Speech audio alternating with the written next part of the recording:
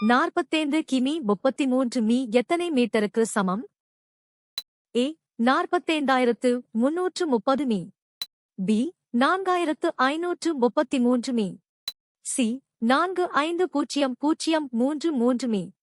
D 45,033 மீ. சரியான பதில் டி 45,033 மீட்டர். 3.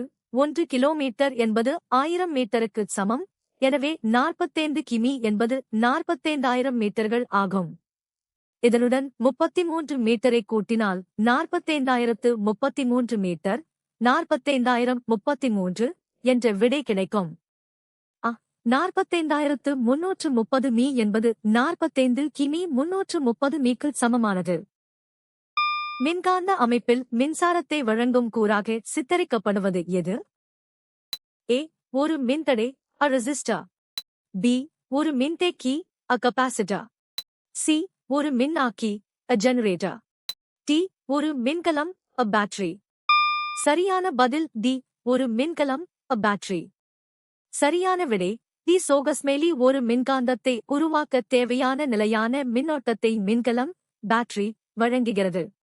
இது வேதி ஆற்றலை மின் ஆற்றலாக மாற்றி மின்சுற்றுக்கு தேவையான மின்னழுத்தத்தை தருகிறது. ஒரு கண்ணாடி டம்ளருக்குள் உள்ள எரியும் மெழுகுவர்த்திக்கு ஆக்சிஜன் தீர்ந்துவிட்டால் என்ன ஆகும்?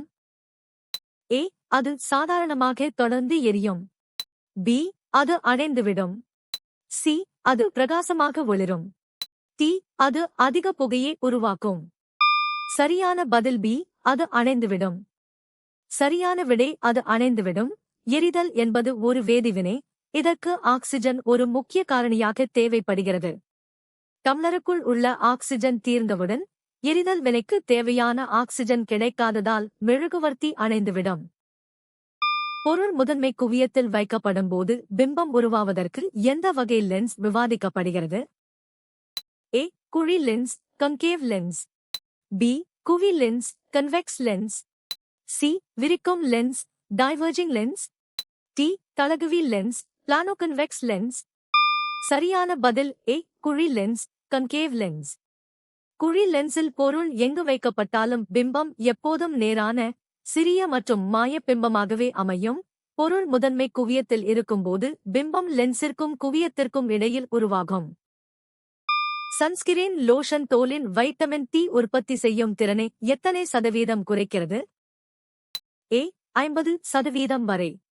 பி 25% வரை. சி 75% வரை. டி 95% வரை.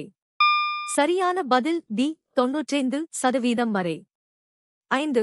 சன்ஸ்கிரீன் லோஷன்கள் சூரியனிடமிருந்து வரும் புற ஊதா கதிர்களை யுவிபி தடுப்பதன் மூலம் தோலில் வைட்டமின் டி உருவாவதை தடுக்கின்றன. ஆய்வுகளின்படி இது வைட்டமின் டி உற்பத்தியை 95% வரை குறைக்கும் என்று கண்டறியப்பட்டுள்ளது. கணத்தாக்கத்திற்கான சரியான கணித குறியீடு எது? A JFT. B JFT. C JFT. D JFT. சரியான பதில் சி JFT 6.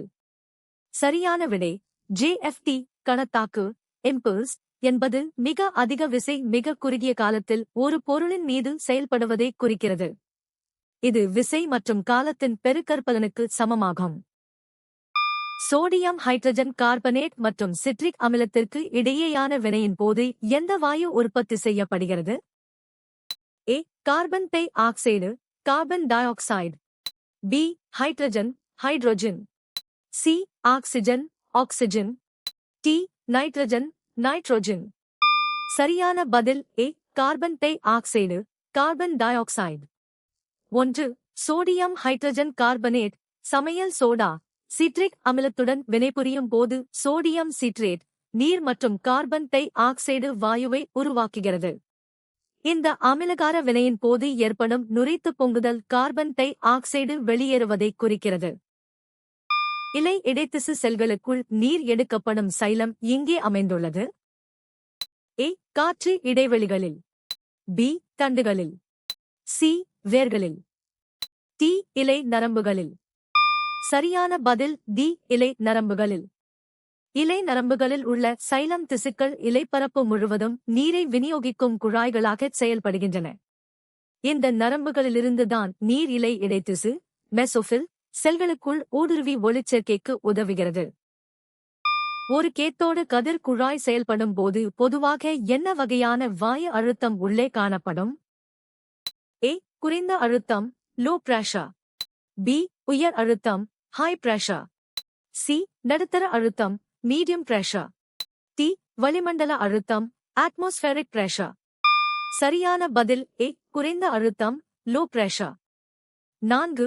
கேத்தோடு கதிர் குழாயினுள் எலக்ட்ரான்கள் வாயு மூலக்கூறுகளுடன் மோதாமல் தடையின்றி பயணிக்க மிக குறைந்த அழுத்தம் வெற்றிடம் பராமரிக்கப்படுகிறது. இது எலக்ட்ரான் கற்றை திரையை துல்லியமாக அடைய உதவுகிறது. வெப்ப ஏற்புத்திறனின் சி அலகு என்ன? ஏ. ஜே.கே. பி. கோல் ஓசி. சி. ஜே.ஓசி. டி. ககுல் ஓசி. சரியான பதில் ஏ.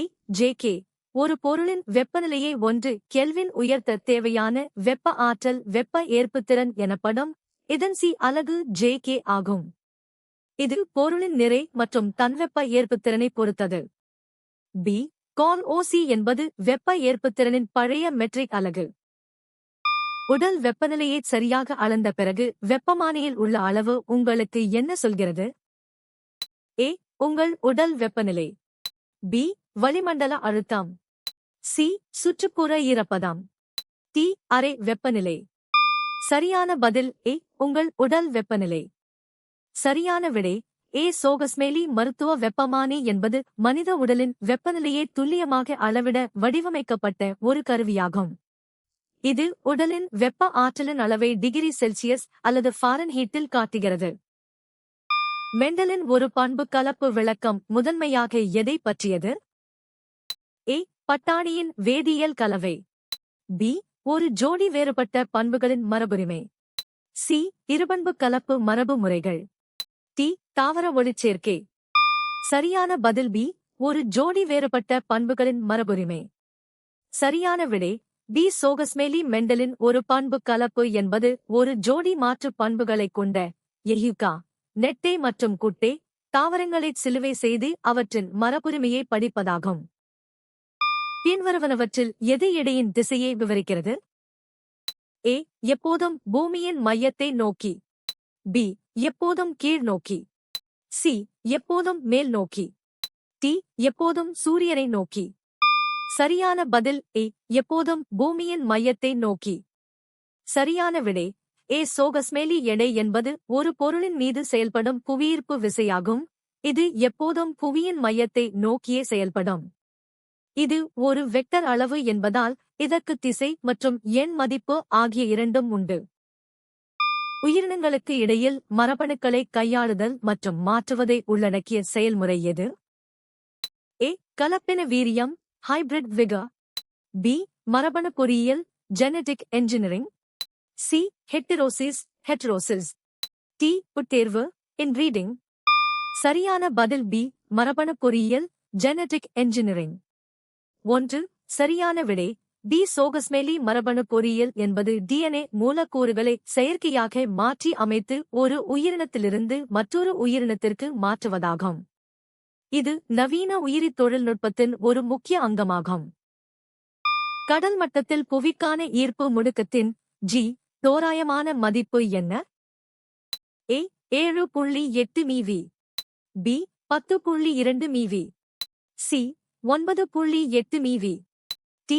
8.9 மீவி. சரியான பதில் சி. 9.8 மீவி. 4. சரியான விடை சி. சோகஸ்மேலி புவியின் ஈர்ப்பு விசையினால் ஒரு பொருள் அடையும் முடுக்கம் புவி ஈர்ப்பு முடுக்கம் ஜி எனப்படுகிறது. கடல் மட்டத்தில் இதன் சராசரி மதிப்பு 9.8 மீவி ஆகும். இது துருவங்களில் அதிகமாகவும் நிலநடுக்கோட்டில் குறைவாகவும் இருக்கும். நாளமில்லா சுரப்பிகள் மற்றும் அவற்றின் உடலியல் பற்றி ஆய்வு செய்யும் உயிரியலின் கிளைக்கான அறிவியல் சொல் என்ன? ஏ. நரம்பியல் நியூரோலஜி. பி. திசுவியல் ஹிஸ்டோலஜி. சி. செல்லியல் சைட்டோலஜி. டி. நாளமில்லா சுரப்பியல் எண்டோக்ரினாலஜி. சரியான பதில் டி. நாளமில்லா சுரப்பியல் எண்டோக்ரினாலஜி. 8 சரியான விடை. தி சோகஸ்மெலி நாளமில்லா சுரப்பிகள் மற்றும் ஹார்மோன்கள் பற்றி படிக்கும் அறிவியல் பிரிவு நாளமில்லா சுரப்பியல் ஆகும். தாமஸ் எடிசன் என்பவர் நாளமில்லா சுரப்பியலின் தந்தை என்று அழைக்கப்படுகிறார். ஃபிரிட்ஸ் வார்மால்ட் வெண்ட் எப்போது வாழ்ந்தார்? ஏ 1803 1890, பி 1703 1790, சி 203 2010, டி 1903 1990. சரியான பதில் டி 1903 1990. சரியான விடை. தி சோகஸ்மெலி ஃபிரிட்ஸ் வார்மால்ட் வெண்ட் 1903 1990 ஒரு டச்சு தாவரவியல் நிபுணர் ஆவார். இவர் தாவர வளர்ச்சியைப் பற்றி விரிவாக ஆய்வு செய்தார். 2 தளங்களின் வெட்டுடன் தொடர்புடைய கருத்து என்ன?